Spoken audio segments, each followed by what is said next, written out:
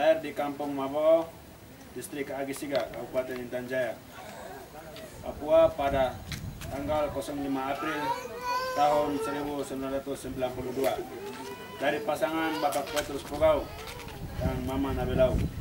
Pada usia 3 tahun masuk di Taman Kanak-Kanak K. Cendrawasih milik Yayasan Pesat di Sugapa bersama teman-teman satu angkatan, yaitu Mianus Yarinap, Apen Sani, Enes Belau, Ele Belau, Uspina Belau, Natalia Sani, Aminar Maiseni, dan Derina Kobaya. Setelah menyelesaikan Taman Kanak-Kanak pada tahun 1998 berangkat ke Nabire untuk melanjutkan SD di SD Kristen Agape selama 6 tahun, dan pada tahun 2004 melanjutkan ke SMP Kristen Anak Panah, dan pada tahun 2007 lulus dari SMP. Lalu lanjut di SMA Kristen Anak Panah milik Yayasan Pesat sampai pada tahun 2010 lulus SMA. Sejak TK sampai SMA tinggal dengan teman-teman dan adik-adik di asrama milik Yayasan Pesat yang dipimpin oleh Pendeta Daniel Alexander, dan hidup di asrama bersama teman-teman dan adik-adik. Mereka hidup seperti keluarga kandung. Mereka rasakan sakit, rasakan susah, dan menderita sama-sama. Mereka hidup sangat dekat dan hidup sebagai keluarga besar. Dan di asrama mereka hidup dengan mama-mama dan bapak-bapak pengasuh di asrama dan guru-guru di sekolah yang mengajar dan mendidik Octavianus Pogau dan teman-teman sampai selesai SMA. Sejak SMA kelas 1, Octavianus Pogau aktif dalam dunia jurnalistik, dunia tulis-menulis, dan dia bisa menang dalam lomba-lomba tulis antara sekolah di Kabupaten Nabire.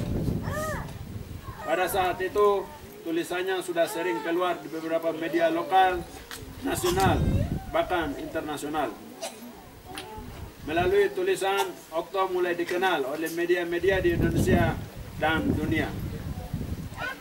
Sejak SMA tahun 2010, Octavianus Pogau pergi ke Jakarta untuk kuliah di kampus Universitas Kristen Indonesia atau UKI. Sampai semester 3, dia tidak melanjutkan kuliah karena dia sangat sibuk dalam dunia jurnalistik dan sudah sibuk di Jayapura dalam mengadvokasi berbagai hal. Pada tanggal 10 Desember 2011, Okto dirikan media yang bernama Suara Papua bersama dengan saudaranya Arnold Belau yang berkantor di Jayapura. Media Suara Papua masih berjalan terus sampai sekarang. Selain sibuk di dunia jurnalistik, dia juga sibuk sebagai aktivis HAM di Jayapura dan melakukan advokasi berbagai pelanggaran HAM di Papua. Okto mulai sakit pada tahun 2014 dan sembuh pada Mei 2015. Sebelum berangkat ke Amerika pada bulan November 2015, Okto ikut Festival Media di Indonesia yang diadakan oleh Aliansi Jurnalistik Independen atau AJI di Jakarta bersama Arnold Belau dan Andra Di Hatta. Mewakili Aliansi Jurnalistik Independen AJI Papua. Lalu Okto ke Amerika pada akhir November 2015, tepatnya, dan sampai tanggal 23 Desember 2015 dalam program pertukaran pelajar dalam bidang jurnalistik dan HAM. Pada tanggal 23 Desember 2015, Okto kembali dari Amerika. Setelah Okto kembali dari Amerika, Okto sakit lagi. Terakhir, Okto masuk di Rumah Sakit Tian Harapan Jayapura pada 17 Januari 2016. Setelah 2 minggu, tepatnya pada jam 09.00 waktu Indonesia Timur, Okto dipanggil Tuhan. Okto adalah sosok pemuda yang dikenal kritis, berani, cerdas, dan sangat dikenal serta disegani oleh berbagai kalangan, terutama dalam melihat dan mengkritisi hal-hal dasar yang dihadapi oleh orang-orang Papua, seperti persoalan pelanggaran HAM dan dunia jurnalistik.